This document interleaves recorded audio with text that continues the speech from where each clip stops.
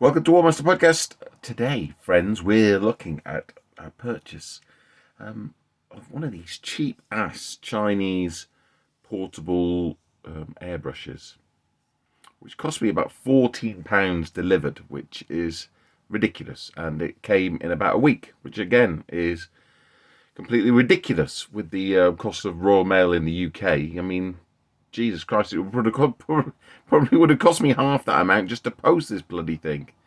So why did I get it? The Halfords is my source of primer, and they pushed the primers up from about £7 or £8 to £12, which is on par with GW. So, I mean, that's what the market is for primer. So same as GW, same as any of the other big brands. But that got me to thinking that I go through them relatively quickly. Maybe I'm a bit heavy-handed. And maybe it'd be worth trying to get something like this in order to just do undercoating. I'm not expecting to start airbrushing miniatures or anything with this machine. But for undercoating, is it possible? I don't know. We'll have a look. I've prepared some samples. So £14 for this. It comes in a box. Portable oxygen injector. Beauty equipment. Oxygen injector. You get some instructions, which are, as you'd expect, close to useless. I mean, key tips. It talks about charging and stuff. And there we go. That's your whole instruction manual. It talks about pressure of 2 PA. I haven't done physics in a long time. It claims to be 20 or 30 PSI. Oh, no chance. No chance. You get a couple of these things, which are, I'm not really sure what. I mean, this is quite a big boy, isn't it? This one's about half the size. They got no bottoms on and no caps you can put on. So I guess you could put it on your airbrush, the little hole to let the paint dry out. But I think that's a pretty bad idea to leave paint in the airbrush for any period of time. So I'm not sure. You can't store paint in them because there's no lid. So I've got no idea what on earth they're for. We've got the cap for the airbrush, which I'm not using because I seem to spend my whole life cleaning it, and a USB. I mean, it is USB-C. USB-C cable, but no charger, obviously. So that's what you get in the box for your £14. I mean, God knows how the West is ever going to recover. I wait for the sucker punch when finally the West can't produce anything anymore because we've outsourced production of literally everything, and then suddenly they just turn up the price, and then you end up paying like top dollar for fucking what is effectively garbage. But it's cheap garbage, and that's the problem. We're addicted to this cheap rubbish, disposable rubbish. Okay, so we got the portable airbrush. It's literally this is the only control on the thing, so you just got on off. This is your charge button, so you press, and then a bit of air comes out, but no fluid comes out, and then you pull back, and there's a little bit of residue in there, and it comes out. But it doesn't come out very far at all. I mean, that literally is about as far. That's not very far at all. What's about 2 inches? That's about as close as you have to be to actually use the bloody airbrush.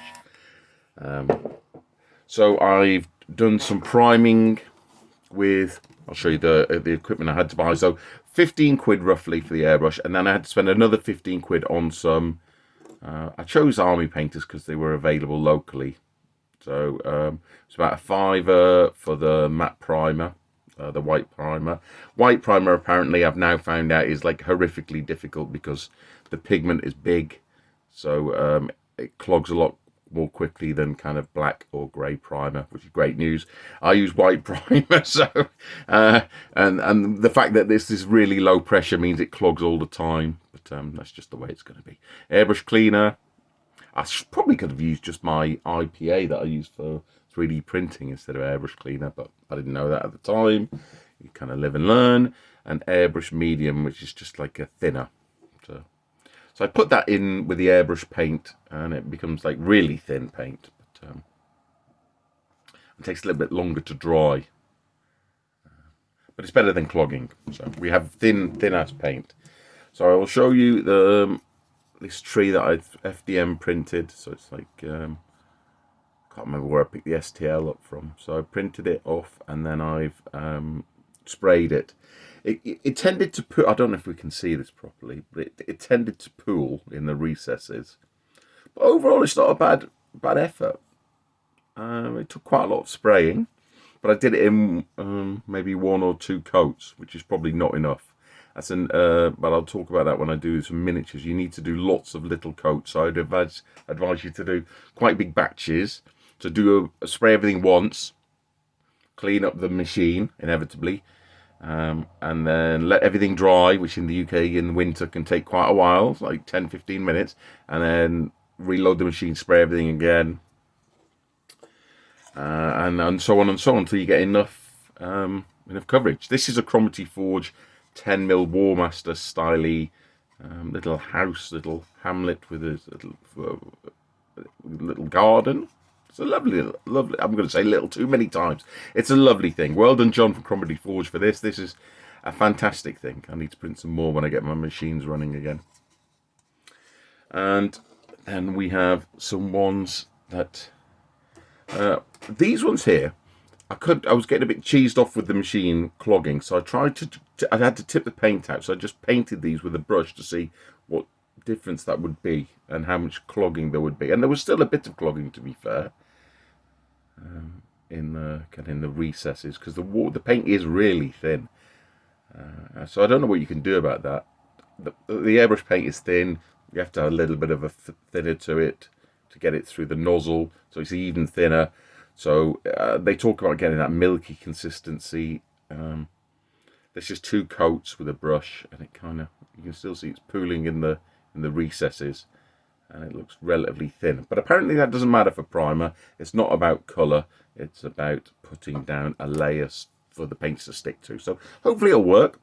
These are part of my Carthaginian army again from Cromarty Forge, and these are a couple of the Gallic like medium impetuous sword or something, or medium impetuous swordsman for ADLG.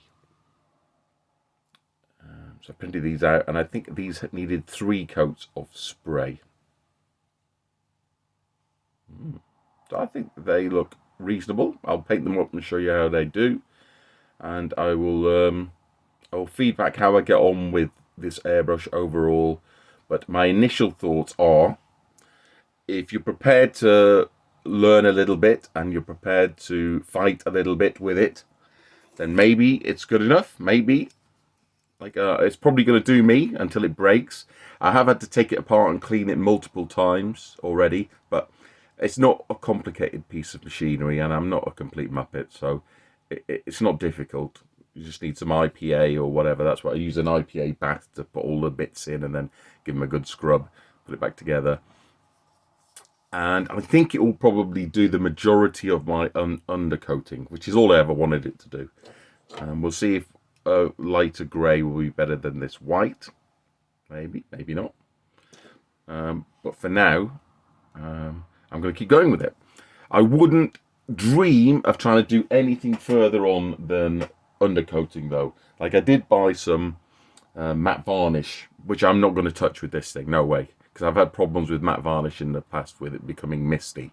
So there's no way I'm going to put it on with this kind of airbrush. I might, if one day I invest in another airbrush, I might go in and try it again with that kind of airbrush. I certainly wouldn't risk anything at all apart from undercoating with this airbrush. I wouldn't touch any other paints, because there's absolutely no control. You're literally putting it 2 inches away and blasting it.